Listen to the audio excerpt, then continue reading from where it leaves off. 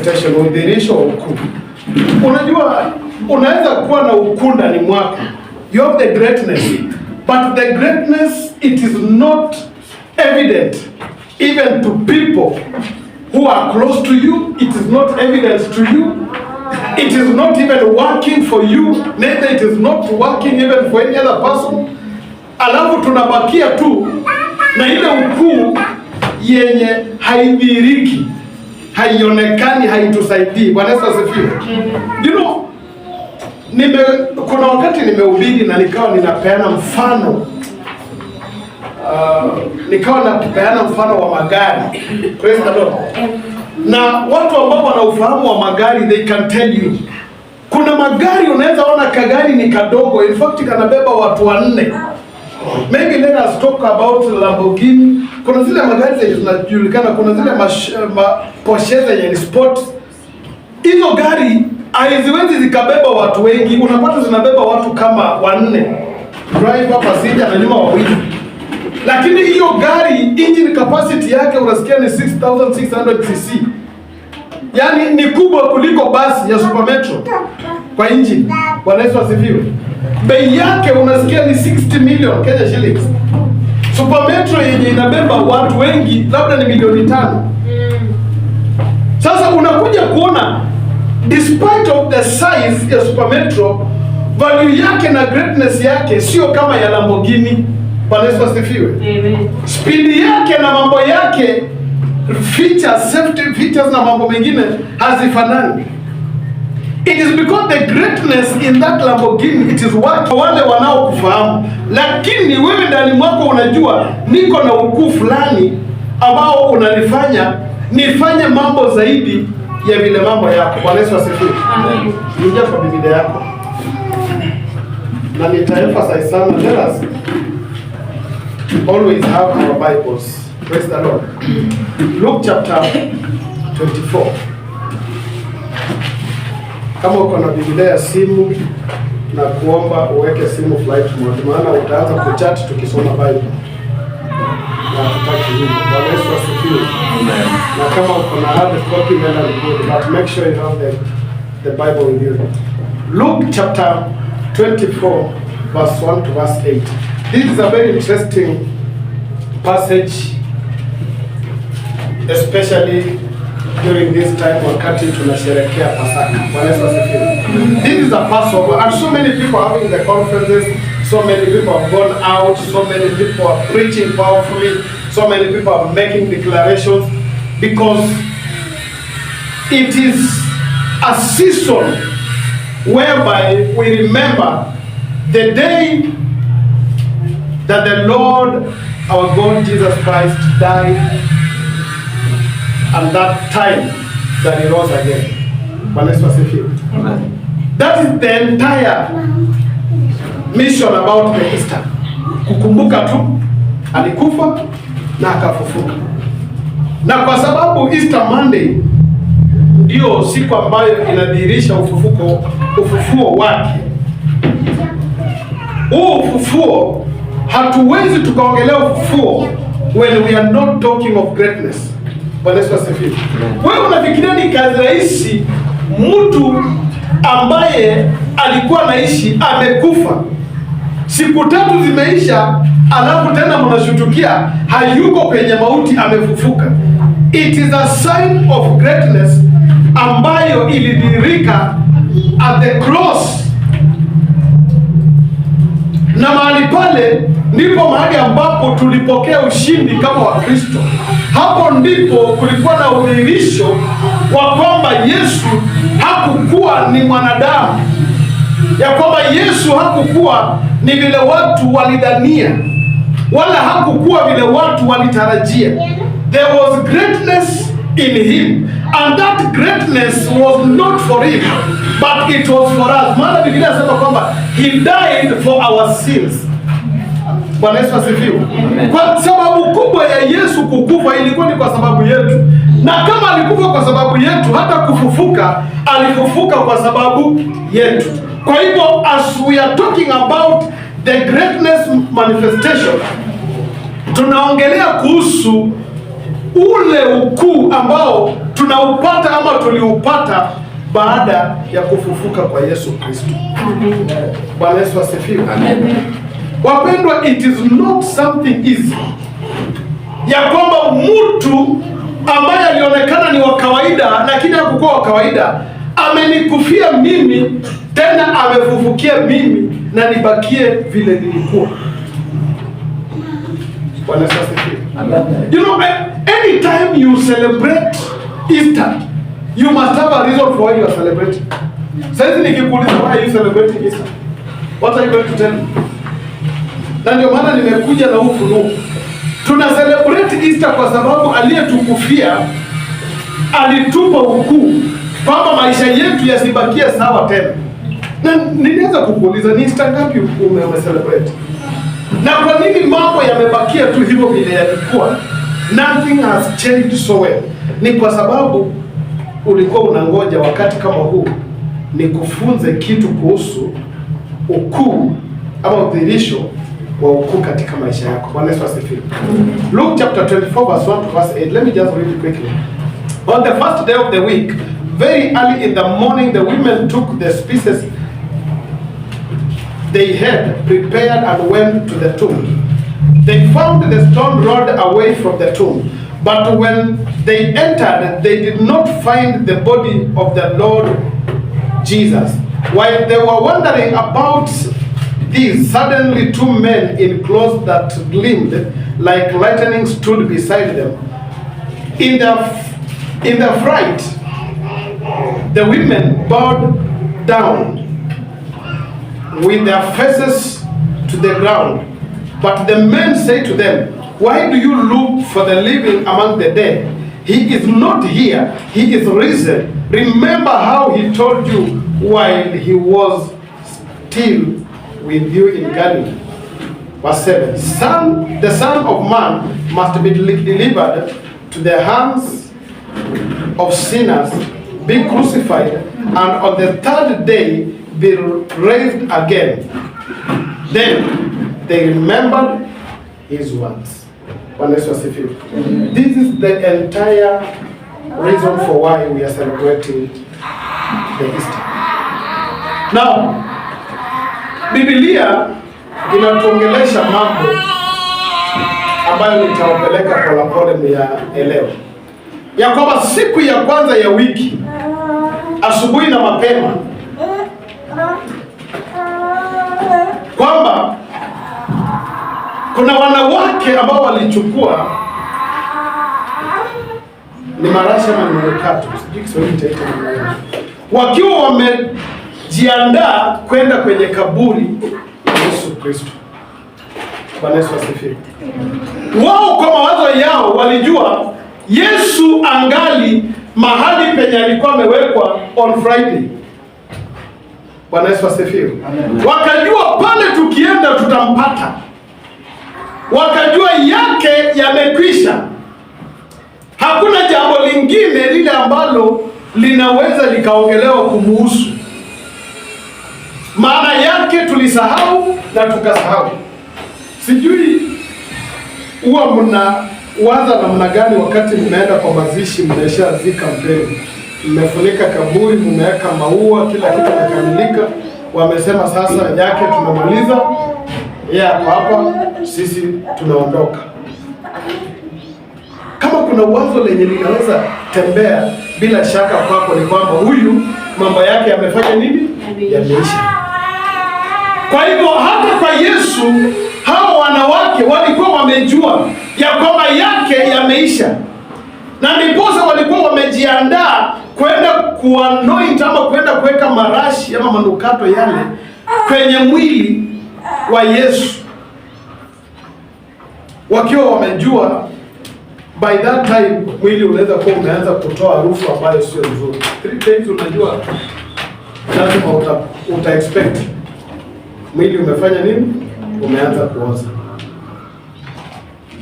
Na kwa sababu hawakukuwa wanajua kwamba kuna kitu kinaitwa greatness manifestation, ya kwamba katika lile kaburi Yesu alikuwa anaendelea kumanifest the greatness ambayo ilikuwa ndani mwake, na kwamba ilikuwa na iwe ya kwamba baada ya siku 3 hata kuwepo tena. Bwana Yesu asifiwe.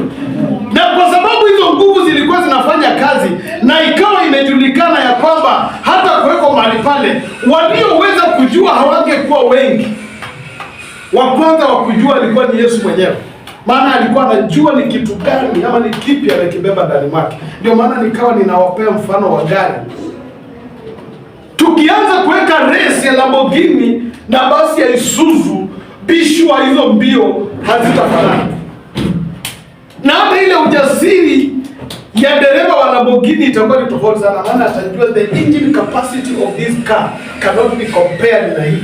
Speed yake itakuwa compared na hii basi. Bwana Yesu asifiwe. Na kwa hivyo Yesu, licha ya kuwa alikuwa makaburini, alikuwa anajua what I'm just waiting for. It is that time for me to rise again from the dead. Lakini waliokuwa kando yake hawakuweza fahamu, na ndicho kitu kinachoendelea kwa maisha yako na maisha yangu hivi sasa. Na ndiposa mpendwa, I'm here to declare this to you. Watu wanaweza wakakuona, lakini hawajui ndani mwako ni nini kilichoko ndani mwako. Bwana Yesu asifiwe. Watu wanaweza wakakuona, wanajua huyu ni yule mpendwa wa kawaida, maana tunamwelewa hivyo, lakini ukuu ndani mwako, wakati unapodhihirika, kuna vitu vitafanyika vyenye hawakuwa wanajua vinaweza vikafanyika. Bwana Yesu asifiwe. I was talking to my sister yesterday, and I was preaching in their church some times back. Nikawa nimesema heshimu aliyekaa kando yako, maana unaweza kuwa unakaa na landlord wako, unaweza kuwa na landlady, unaweza kaa na millionaire to be or a billionaire to be, lakini haujui. Na nikipata chenye nimesema mahali hapo, because it is what I love saying. Bwana Yesu asifiwe. Ninaweza nikakuona nikakudharau, nasema huyu yake ni ya hapa tu na yataishia tu hapa. Ninaweza nikakuona na nikarula out nikasema ya kwamba kuna viwango fulani wewe hautafika, lakini kwa sababu ukuu ulioko ndani mwako mimi siujui na bado haujaanza kudhihirika. Bwana Yesu asifiwe. Ninaweza nikakudharau, lakini itakuwa tu ni ya muda. Lakini nataka nikwambie wewe ulioko mahali hapa ya kwamba unaweza kuwa unaonekana ya kwamba hauna kitu ambacho ni cha maana, lakini kwa sababu Yesu alikufia wewe, ukiwa umeokoka, Yesu alikufa kwa sababu yako, and therefore the greatness in Jesus and the power that helped him to resurrect from the dead, it is the same power that is now working for you and working in you. Bwana Yesu asifiwe. And that is why at that point I can assure you ya kwamba kuna vitu vikubwa ambavyo vinaenda kufanyika, ni kwa sababu Yesu alikufia msalabani. Bwana Yesu asifiwe. Sometimes I love myself because ninajua Yesu aliponikufia msalabani, kuna vitu mingi sana ambazo Biblia imenena na imesema na zitafanyika. Bwana Yesu asifiwe. Do you know the Bible says that he was made a curse so that we can be blessed. Bwana Yesu asifiwe. Na ndio maana mimi ni mtu mmoja, hata wale wazee wenye wanasema ni wazee kuliko kukaa yangu, hata wakinilaani ninajua mimi silaaniki. Bwana Yesu asifiwe. Hata watamuke vitu ambavyo ni vya kunidunisha, siwezi kudunishwa na mambo kama haya, because I know the price on the cross and that was for me. Bwana Yesu asifiwe. Na ndio maana kuna watu wenye wanapendanga kukutishia sana, oh, usiponunulia sijui nani blanketi kabla akufe wewe utabarikiwa. My friend, blanketi na baraka zangu zinakutania wapi? Bwana Yesu asifiwe. Oh, usipo sijui fanya nini sijui. No. Kitu ambacho ninajua ni cha maana na ni cha msingi kwa maisha yangu ni kukaa kwa wokovu na kuhakikisha ya kwamba Yesu aliyenifia msalabani anabakia kuwa ndani mwangu. And let the power that resurrected Jesus dwell in me. Bwana Yesu asifiwe. Wale wamama ungewaambia kabla wafike pale ya kwamba usiende, yule ambaye mnaenda na manukato kwenda kwa anointi mwili wake atakuwa amefufuka. Wangekuambia wacha mchezo. Praise the Lord. Amen. Na Biblia inasema kwamba hata walipofika mahali pale wakapata jiwe ambalo lilikuwa ni kubwa sana limekwisha tolewa. Maana kama hata halingetolewa, wao hawangekuwa na uwezo wa kutoa. Bwana Yesu asifiwe. Now I want to talk about three things. Mungu anisaidie kwa dakika chache ambazo niko nazo mahali hapa. Nikufunze kitu cha kwanza, tunapoongea greatness manifestation, you must understand that nothing can stop the season of greatness. Bwana Yesu asifiwe. Nothing can stop the season of greatness. Wakati the greatness of God is working in you, na imesemekana ni the month of April, my friend, hata wachawi wainuke kutoka kwenu. Bwana Yesu asifiwe. Hata uchumi wa nchi ukatae, hata magonjwa yainuke kinyume na wewe, hakuna kitu kinachoweza kuzuia. Bwana Yesu asifiwe. I love verse 2 and verse 3. The Bible says they found a stone rolled away from the tomb, but when they entered, they did not find the body of the Lord Jesus.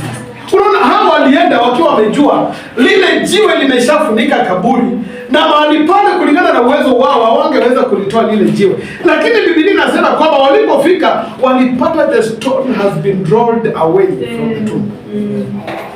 And the body of Jesus Christ was not there. Because walikuwa wanaendea mwili.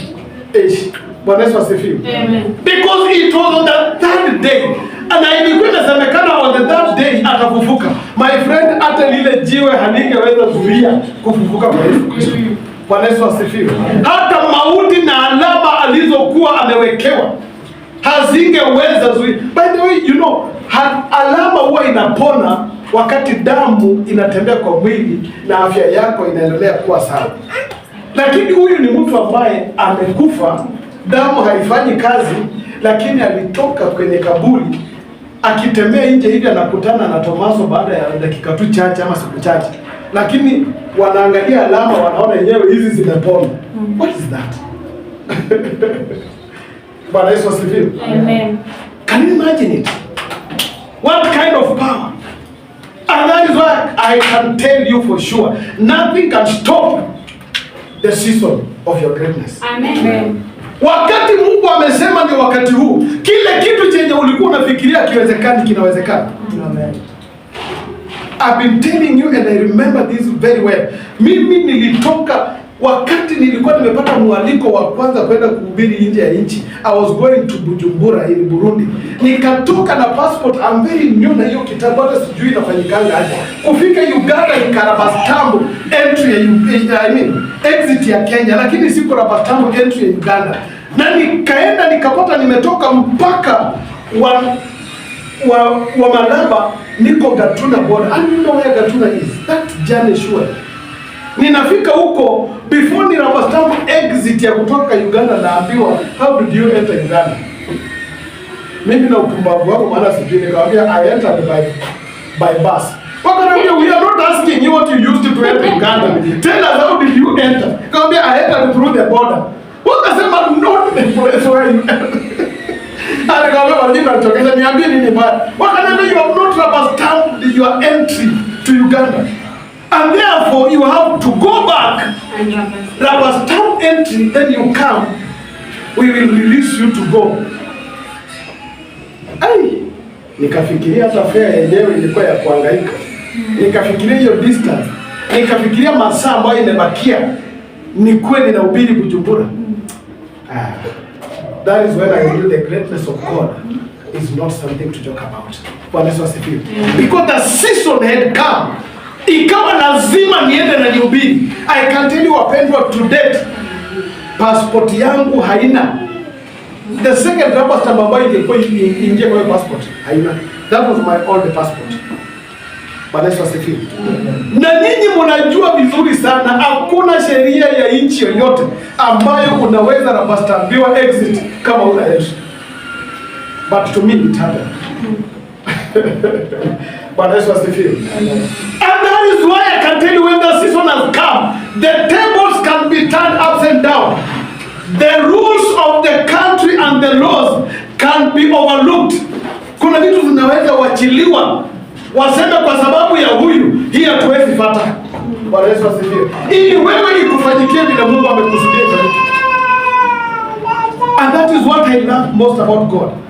Anaweza akabadilisha mambo yale ambayo yaliwekwa kama sheria na wanadamu. Praise the Lord.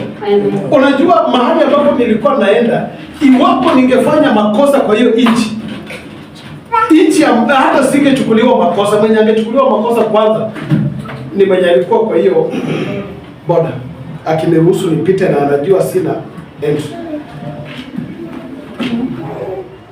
Lakini Mungu akaamua, kwa sababu it was a season and nothing could stop that, ikafanyika vile ilifanyika. Wapendwa, in your life lazima ujue ya kwamba Mungu wakati amekusudia kukutenda mema, haijalishi watu watakuwa wamekuzuia namna gani. Unajua kuna watu wenye wako tu nje, huwa wanangoja tu wakati tu unataka tu kuingia kwa ndoa, wanaenda wanatafuta vitu zao zenye wanatafuta na wanazifunga, wanaziweka mahali, wanaanza kujiongelea mambo. I want to tell you my friend, when your time of getting married has come, you will get married.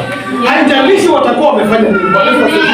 Kuna watu wenye ukitaka tu kuajiriwa kazi nzuri ama biashara yako inataka kupika, watu tu hata wenye ni neighbors kwa biashara yako, hata wenye wafanyi biashara kama wewe, wanaanza kukuendea kwa vitu ili usienuliwe. I want to tell you my friend, it doesn't matter what they will try to do.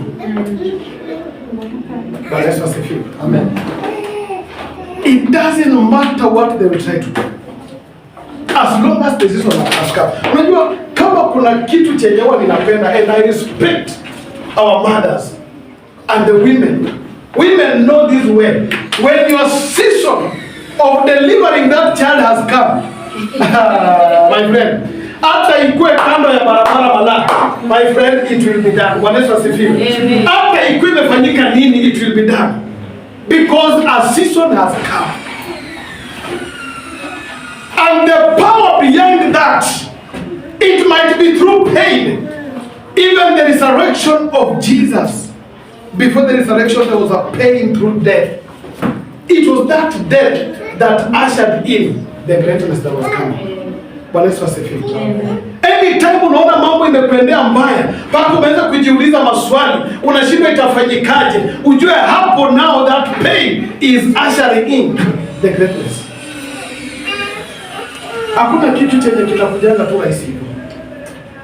Na ndio maana maisha inaweza kukuendea vile itakuendea, mambo ionekane iko vile iko, lakini I want you to be sure ya kwamba through that pain it is just a transition that is now setting a way for your greatness. Yesu alikuwa chini kabisa, amewekwa kaburini, watu wamejua huyu hapa tumemfungia, tumemaliza mambo yake. I love it because verse 3 says, but when they entered, they did not find the body of the Lord Jesus. Wait. Bwana Yesu asifiwe. Silikutangazia tu mahali penye watu walikuwa wamekuzoea, hawatakupata hapo next season. Amen. Yaani unajua kuna wale watu tu wenye walikuwa wamekuzoea, kila jioni wewe ni kwenda kukatakata sukuma ya 15, nyanya ya 10 na kitunguu ya 5.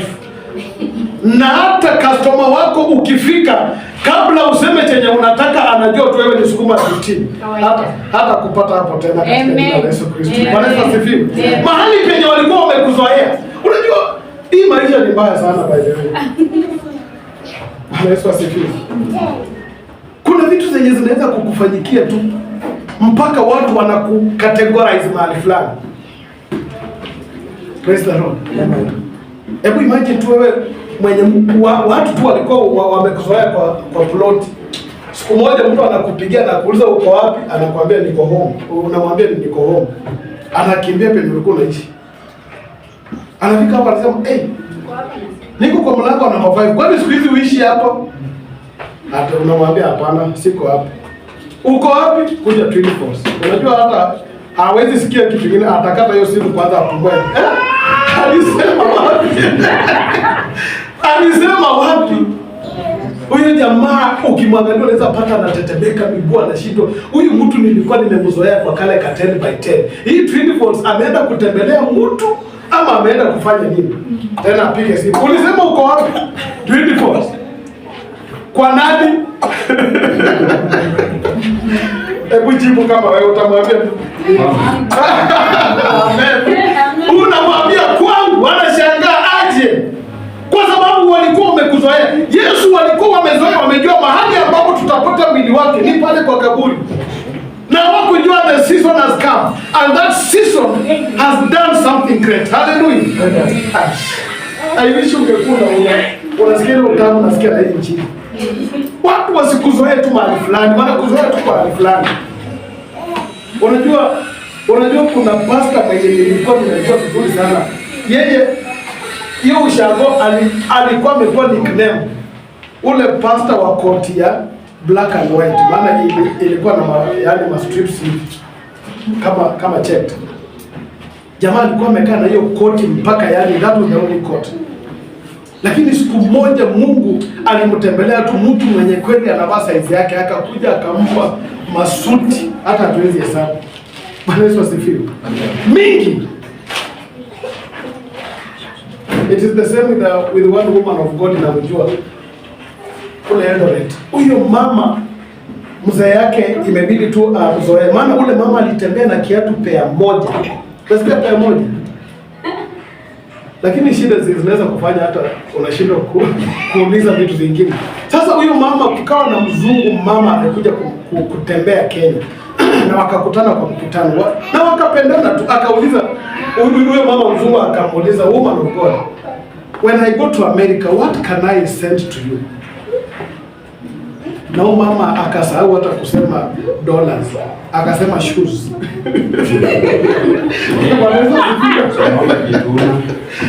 Akasema viatu.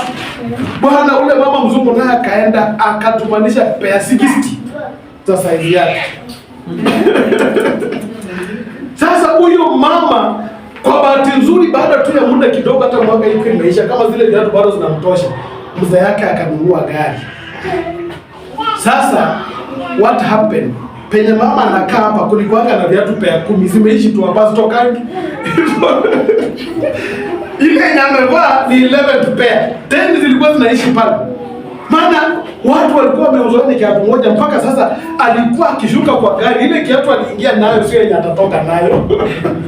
Akirudi akiingia nje akienda kushuka pengine, ile kiatu atashuka nayo, haitoki kwa buti, atatoka na ingine. Maana watu walikuwa wamezoea mahali fulani. Bwana Yesu asifiwe.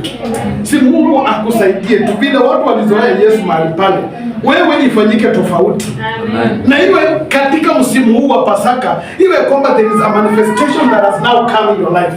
Kuna kitu tu kizuri na kipe kiwe kinatendeka katika maisha yako katika jina la Yesu. Amen. Number 2, the right people will locate and help you. Bwana Yesu asifiwe. Unajua, when we are talking of greatness, we cannot exclude people in your life. Unajua, unaweza pata watu wenye kazi yao they are just pulling you down. Umewahi pata ule mtu mwenye nyinyi ni marafiki sana, lakini siku yenye utafungua tu kaduka hivi, unasikia ameambia rafiki yako ule mwingine, aliye juu ngoje wapi? Ni maneno wanaongea wakiwa huko. Aliye juu ngoje wapi? Sasa wao wanakaa tu wakijua utafunga duka ukuje wapi? Hata ukifanya kitu chenye kitaonekana ni cha baraka kwako, yeye anajua tu hiyo kitu siku moja kitarudi chini na wewe urudi hapo chini. But when the right people locates you, there you find something different. Verse 4 inasema, Luke chapter 24 verse 4. While they were wondering about this, suddenly 2 men in clothes that gleamed like lightning stood beside them. Yaani walikuwa wanashangaa, nini inafanyika? Kunaendaje? I don't know whether you have been in that wondering stage. Bwana Yesu asifiwe. Have you ever been in that wondering stage? Yaani uko mahali hivi unajiuliza maswali, unajijibu wewe mwenyewe.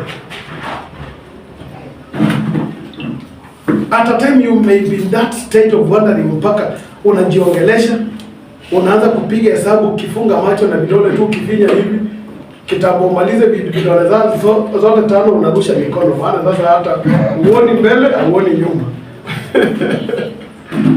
That is the situation where these women were.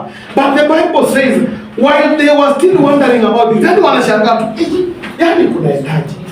How can we get the information about Jesus? Hiyo mawe imetolewaje? What has happened? na watu wanakuja na information. Bwana Yesu asifiwe. Si Mungu alete tu watu wenye wako na connection ambao unahitaji kwa maisha yako. Amen. Wewe penye huko tu kitu chenye umekosa ni mtu ambaye anaweza kukuonyesha tu mlango. Akwambie ndio hii na nimefanya mambo yote iwezekanayo, mlango uko wazi. Wewe pita.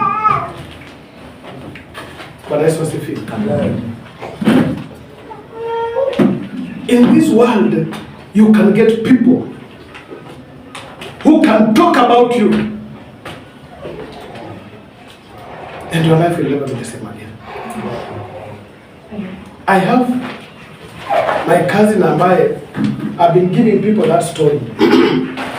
That lady, kama kuna boma ambayo ilikuwa na uzito ni yao. Nikiwa class 8, huyu msichana alikuwa class 7 na maisha ikakuwa ngumu kabisa. So ikabidi kuendelea. Unajua primary ya kitambo tulikuwa tunalipa, sio kama sasa hizi. Sasa hizi ndio pesa kidogo tu unless kama ni private school. Those days we were paying. Na ungepata mtoto amedrop shule kwa sababu ya pesa ya activity. Ilibidi toka activity fee. 60 bob. Inakosekana mtoto ameenda shule. So that cousin of mine, she's a lady, aliwachia shule class 7. Na alipoachia class 7 akakuja Kangeni kufanya kazi ya nyumba. Akiwa Kangeni akapata rafiki mwenye pia anafanya kazi ya nyumba, akamwambia nataka nikuconnect kwa kazi nyingine Westlands hapo, na akamconnect kwa mzungu. Bwana Yesu asifiwe. Yaani huyu rafiki hakuacha yake aende ya mzungu, alimconnect.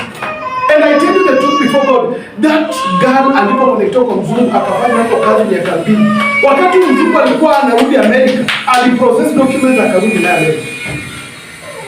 Huyo msichana kufika Amerika hakuenda kufanya kazi ya nyumba tena, alipelekwa shule.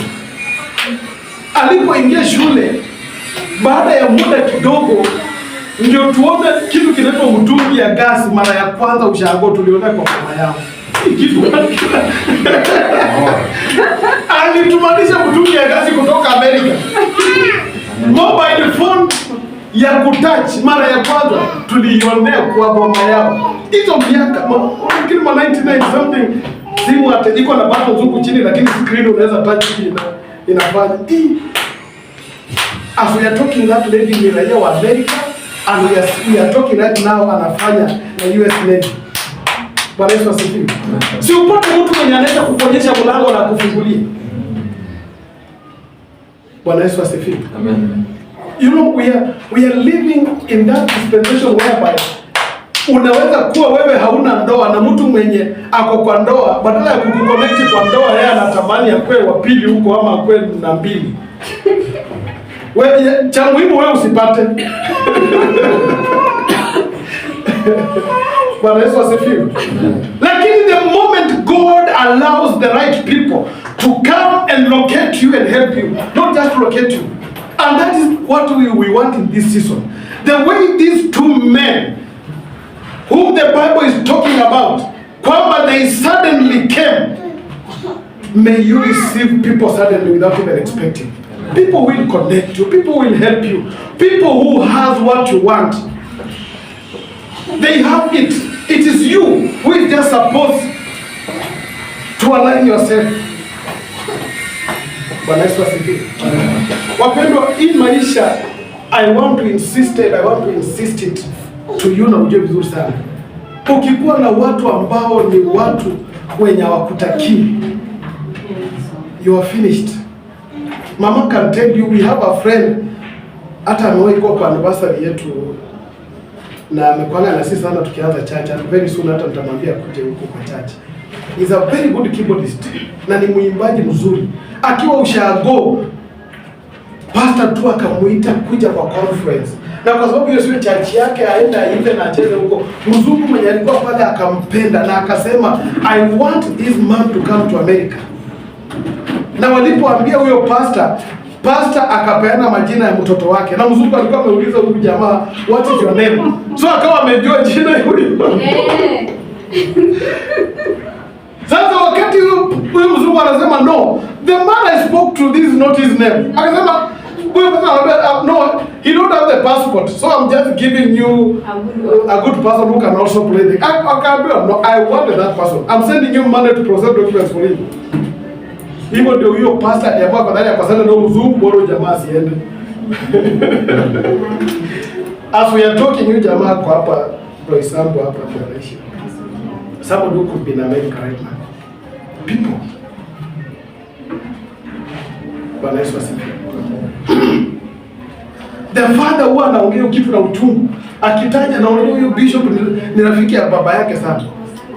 Walikosana akasema mtu nimemlea, nimemraise, nimempa platform. Angeza ruhusu mtu wangu tu aende. Bwana Yesu asifiwe. Si Mungu atusaidie sisi kama kuna watu wenye walikuwa fake kwa maisha yetu, waanze kudrop tu. Yaani waporomoke tu wakitoka tu yaani watoke wakituacha.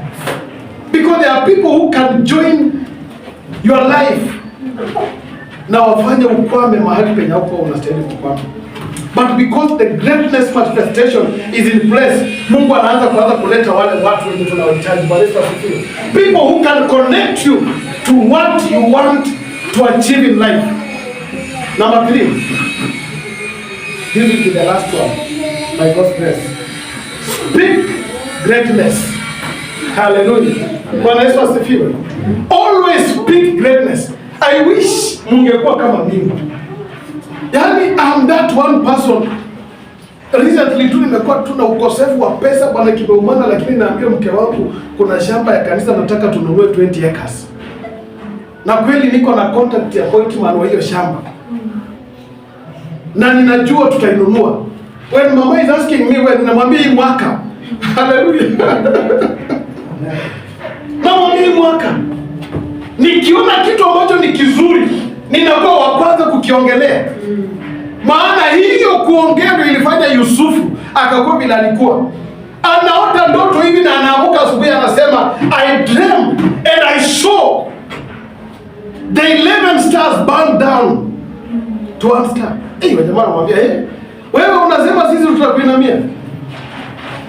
Kama bado wanaulizana hiyo, analeta tena ingine, anaongea. My friend, I will never stop speaking greatness. And if there is something that we can do, we should always speak greatness. Hallelujah. Verse 6, 7 and 8. Hebu tuende hapo ndio tumalizie that passage here. Look. There's a scripture that I will add you there. The Bible says in verse 6, He is not here. He is risen. Remember how He told you. Bwana Yesu asifiwe. Wanaambia wale wa mama, huyu mwenye mnatafuta hayuko hapa. Hebu kumbukeni vile alifanya nini? Aliwaambia. Ninyi wao mnaambia nini watu? Maisha imekuwa ngumu. Hii maisha hata bwana nashindwa hii Nairobi mtu unaweza nunua hata kiatu peke yake kweli. Pesa inaingiaga kama imetoka. Hii maisha hata uwezi hata kula nyama. Yaani anytime you speak negative. Biblia inasema kwamba He is not here. He is risen. Remember what He told you while He was still with you in Galilee. Unajua ile wakati yenye bado mambo sio sawa, hiyo ndio wakati wewe unafaa kuongea maneno mazuri. By the way, juzi ndio nilikuwa nikipitia tu hivi simu yangu bwana, nikaona gari nzuri, nikaonyesha mama, nikamwambia sasa hii ndio inastahili watumishi wenye wameitwa kama mimi. Akiscroll down akiangalia price anapata ni 25 million. Nikamwambia ati imeshuka, hii gari ikikuja ilikuwa 40 million. Sasa hii ndio wakati mimi nataka niichukue. I speak it. Bwana Yesu asifiwe. In fact there is no crime speaking it.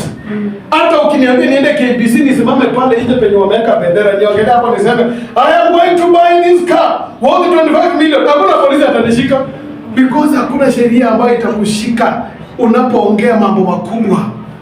Bwana Yesu asifiwe. Jesus was talking while in Galilee. Akasema ya kwamba this temple you see I can bring it down and build it in 3 days time. Wakawa hawaelewi, wakachanganyikiwa, wakasema wewe unajua kanisa imejengwa kwa muda gani? Wewe unasema utaibomoa uijenga na siku 3. Kwani inawezekanaje? Wewe unajua ilijengwa kwa muda gani? Akaambia kwa Bwana, akawaambia the son of man will die but on the third day he will rise again. Bwana Yesu asifiwe. Sasa kwa sababu walikuwa wanamwangalia, wanamfananisha na yule tu mtoto wa carpenter, wanaona tu yule mtu mwenye hata alikuwa analia akiwa msalabani akisema Eloi Eloi lama sabakthani. Akasema huyu mwenye alikuwa analia, na tukamwambia kama kweli yeye ni mwana wa Mungu, si ajiokoe kutoka kwa msalaba. Wengine wakakonfuse wakasema anaita Elijah. Sasa katika hiyo sehemu zake zote, nobody could relate it ya kwamba a day is coming on the third day when he will rise again. Bwana Yesu asifiwe. Si uongee vitu zenye zitachanganya watu mpendwa. Ongea kwa hiyo familia. By the way, there are people who believe that ukiambia watu wa familia yenu maneno watakuroga itafanyika. Mimi nitawaambia. I tell you the truth. I will tell them because hakuna mtu ataniroga. Bwana Yesu asifiwe. I read the Bible in Numbers chapter 23 and verse 23. Ikasema ya kwamba and there is no divination against Israel. Kwani there's no witches against Jacob. I am of that lineage. Mimi hakuna kitu naweza shutuka, by the way. I tell you the truth. Nimeenda mazishi Ukambani nikiwa na ubiri hapo, Pastor Malik was there. Nikawaambia nyinyi mnaamini nani? Hii Kitui, kila mahali ukienda unakutana tu na mabango. Mganga hatari kutoka Kitui. Mganga, nikaambia jamii ya hiyo boma na watu wa hiyo area, tuachane na waganga hatari kutoka Kitui. Tuanze kujua kuna Mungu ambaye anashinda huyo mganga kutoka Kitui. Maana huyo mganga anaweza kukutishia. Bwana Yesu asifiwe. Amen. Anaweza kukutishia mpaka usilale. Haifai kutishia wewe kama unamjua Mungu, you must overcome that. Haijalishi hata kama ni mganga wa Zanzibar, haijalishi hata kama ni wa Bungoma County penye mimi natoka, it doesn't matter. Hakuna kitu atanifanyia. Na wewe inafaa kujua kwamba there is nothing huyu mganga anaweza kukufanyia. Sasa wewe uko na kitu kenye unajua unakatamani unataka ukafanye, unaanza kukafikiria unasema hii nikisema tu itafanyika. Wewe mwenyewe ndio umeshajilaani. Maana siku yenye unasema ndio itafanyika.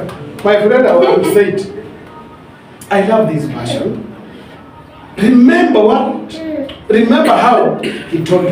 Verse 7, let us go quickly. The Son of Man must be delivered over the hands of the sinners, be crucified, and on the third day be risen again. Alipo ongea kitu verse 8 nasema, then they remembered his words. Wapendo, si uongee maneno na siku moja ikiwa imetimia, watu wakumbuke chenye ulikuwa unawaambia. Bwana Yesu asifiwe. Wasema tulikuwa tunasikia tu kijana tu akiongea tu. Hii maneno alikuwa anasema tukumbe ilikuwa ifanyike. Let me give you a scripture quickly. Matthew chapter 27.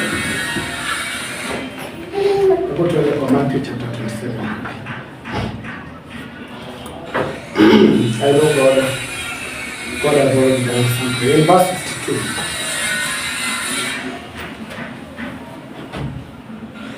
Revelation 66. Matthew 27. The next day, the one after preparation day, the chief priest and the Pharisees went to Pilate. Sir, they said, we remember. We remember that while he was still alive, that the deceiver said, after 3 days, I will rise again.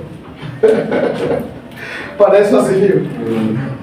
Sasa hawasemi that Jesus wanamwita nani? Deceiver. Maana ile maneno alisema hata wenyewe wangeza amini.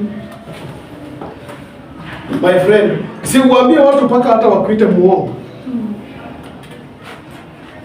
Mimi nimewaambia kwa hii kanisa, hii tu kanisa letu tu hili, tutakuwa tunatoa sadaka, hakuna mtu atakuwa analetanga pesa kwa kikapu hivi.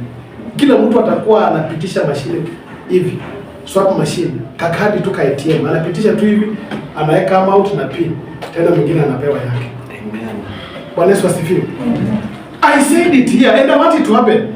Wacha watu wafikiria I'm deceiver. Maana wewe utakuwa unafanya biashara kwa wiki, hiyo wiki pesa zimeingia 1.8 million. Hiyo ni pesa ya kukuja kulipa na M-Pesa sadaka kweli. Si unaweka na kadi bwana. Praise the Lord. Now the Bible says that We remember that while he was still alive, that deceiver said, after 3 days, I will rise again. So give us order for the tomb to be made secure until the 3rd day. Otherwise, his disciples may come, steal the body, and tell the people that he has been raised from the dead. This last deception will be worse than the first one. Sasa wajamaa wakawa wanasema huyu jamaa kulingana vile iko, wale wanafunzi wake wakienda wachukue tu hiyo mwili, watupange, watu enjoy amefufuka. Hiyo uongo itakuwa mbaya sana kuliko yenye alikuwa anatudanganya atafanya nini? Atafufuka. Now, just to make you know that, hao majamaa walienda wakagadi hiyo kaburi, wakatulia pale, as we all know, na ilipofika siku ya 3 in verse 28, in chapter 28 verse 2 to 4. Hebu tu tuende hapo mbele kidogo. Verse 28, in chapter 28 verse 2. There was a violent earthquake, for an angel of the Lord came down from heaven and, going to the tomb, rolled back the stone and sat on it. His appearance was like lightning, and his clothes were white as snow. The guards were so afraid of him that they shook and became like dead men. Yaani wale wajamaa wenye walikuwa wameenda kuchunga kaburi, wale wajamaa wenye huwa wanachunga maisha yako usiendelee, wale watu wenye uangalia tu progress yako vile inajikokota, wana conclude ya kwamba wewe umeisha. The Bible says how watu ile mungurumo ya radi yenye ilikuwa pale iliwaangaisha. Bwana Yesu asifiwe. And all this comes to my prayer. I've prayed and I'm praying in my heart today, ya kwamba kutakuwa na mungurumo wa radi kwa wale watu ambao wamekuwa wakizuia greatness yako. Amen. Wale soldiers walikuwa wamekaa kwa kaburi pale kuzuia huyu jamaa asifufuke. Bwana Yesu asifiwe. Na kuna watu kama hao, any progress you want to make, unapata wako pale tayari kusema ya kwamba you cannot make that progress. But I'm here to declare as a servant of God, those people will meet a lightning and that earthquake that they have never seen in their lives before. Bwana Yesu asifiwe. Yaani Mungu tusababishe mvurumo wa radi, watoroke kwa njia yako, kwa kile kizuizi ambacho wameweka ili usiende sehemu nyingine ya maisha, pale wakutane na radi ya Yesu. Kuna watu wenye wamekaa tu kwa fortune yako. Unajua kitambo nilikuwa ninasikia, I don't know whether it happened or it still happening, ya kwamba mtu anachukua picha yako wanapeleka kwa mganga, sijui wanafanyia nini. Na sasa hiyo wamechukua picha yako kama ungali class 6. Sasa unapata maisha yako imekuendea tu ngumu bwana mpaka Bwana Yesu asifiwe. Amen. Mimi natangaza hapa, hakuna vile mtu ataendea watoto wetu mahali kama hapo katika jina la Yesu. Amen. Watoto wetu lazima tu wafaulu. Ile mambo ambayo hata watoto wetu ikifika wakati wa mtihani, macho zinaanza kuwauma, wanakosa kufanya mtihani. It will not happen with our children. Bwana Yesu asifiwe. Hata tu mtoto wakati wa mtihani umefika, kitu kinatokea tu. Shangazi hata huko mbali anakufa na inabidi atoke aende. Na alikuwa anafanya mtihani wa mwisho wa form 4 ama wa class 8 kama sasa hivi mko sijui na grade what. It will never happen in our children. Bwana Yesu asifiwe. Wengine tu unapata kuna mlango umetokea ambao ni wa kubadilisha maisha, a life changing door for us. Na unapata tu kuna kitu kimetokea. Bwana Yesu asifiwe. This is one of the things that I will pray for today, I will pray for them tomorrow, and I will continue praying for them. Ya kwamba kama kuna yoyote yule, haijalishi ni wapi, as long as ameketi mahali ambapo sisi tunataka tutokee, hata keti hapo. Bwana Yesu asifiwe. Hawezi, narudia hawezi. Maana Mungu hataruhusu.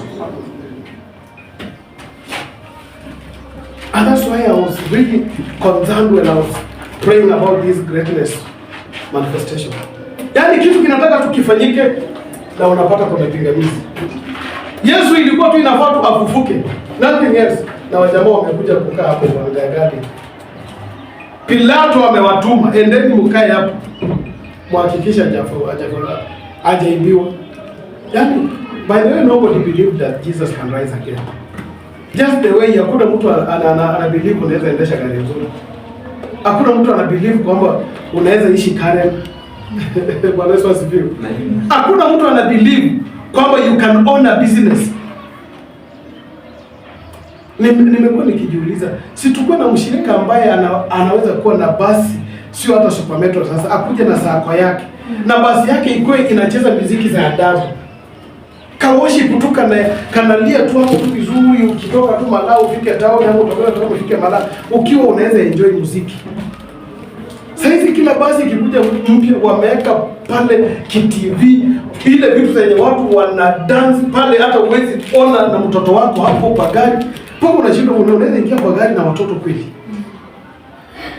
Honestly speaking. Kama kuna sekta ya matatu basi na watu, si mshirika wetu akuwe na mabasi 200 kwa hii barabara. Bwana Yesu asifiwe. Mshirika wetu tu. Na Jumapili anasema hizi basi hazifanyaki kazi. Zinalala kwa shell pale, zingine zinalala Total, zingine wapi, zingine tutakuwa na kiwanja ya chaki kubwa, zilale hapo zitulie. Kama zitafanya kazi zibebe washirika na ziwarudishe. Na Monday yakiingia kazi avune kuvuna. Bwana Yesu asifiwe. Amen. I think nimekuja sasa kujibu swali ya chema. Unapigiwa simu Jumamosi na ulikuwa umekauka kutoka Monday. Hata ikwangi ni shetani, nyingine ni Mungu anakupima. Aone huyu mtu nikimpa atakuja kanisani, atanitafuta. Hizo vitu zingine hata msiwekange shetani hapo. Mungu anajaribu kupima hizo. Huyu mtu nikimpa biashara ambayo imenoka Sunday. Unajua matatu industry Sunday kila mtu anakimbia. Mwenye anaenda church huko, mwenye anaenda huko, mwenye anaenda huko. Si mmoja tukue na church kubwa uone mshirika mmoja akisema anataka afungue kioski hapa kwa anauzia watoto snack.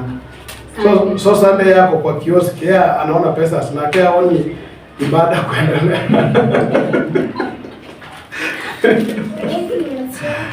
Kwa sababu anaangalia watoto bwana wamekuja 150. Hii anasema hao kila mtoto akinua kitu ya 10 hapa niko mbele. Hapa anachana na hiyo bwana. Wapendwa, it is possible. I just want to encourage you, it is very possible. Greatness manifestation is already at work. Yesu hakukufa na akafufuka kwa ajili yetu tukae vile naona mambo yakiwa yanaendelea. Kuna jambo kubwa ambalo Mungu anaenda kulitenda. Bwana Yesu asifiwe. Na anaenda kulitenda kwa maisha yako. Na wewe ndio utakuwa na ushuhuda. Itafika mahali watakuwa wanasema, now we remember what he said. Bwana Yesu asifiwe. Na ndio nataka nikufunze hilo jambo kila wakati ninapokaa na wewe. Ya kwamba jifunze kuongea mambo makubwa. Anza kuambia watu mambo ambayo yanazidi ufahamu wa mwanadamu. Anza kusema mambo ambayo hata mwanadamu akiangalia juu yatafanyikaje. Bwana Yesu asifiwe. Tuko hapa sasa tunachanga pesa ya stima na mimi ninaongea mambo ya kununua shamba ya milioni 240. Do you think it is not possible with God? Tujenge Mungu kanisa pale mzuri. Watu wakuje waabudu, watu wakuje wabarikiwe, watu wakuje wainuliwe. Na kwa sababu nimekuwa nikisema na bado nitasema, mtakuwa mnanisaidia mnasema and Reverend was saying this and it has happened. Bwana Yesu asifiwe. It is because we want these things done. And therefore, as I finish this, be sure ya kwamba the greatness that we are talking about today sio tu mambo ambayo ninayasema na mdomo wangu, ni mambo ambayo Yesu ameshayakufia na amefufukia hilo jambo. Kwa hivyo wakati huu wa Pasaka ujue that is already done. Bwana Yesu asifiwe. Maana hizo nguvu ndizo zinazofanya kazi leo, na hizo nguvu ndizo zinazotuwezesha hata siku ya leo. And it will be my prayer before the coming Easter, of the year 2027 ni angalau ni kuwe na watu 2, 3 ama wote watakao simama hapa na watoe shuhuda. Bwana Yesu asifiwe.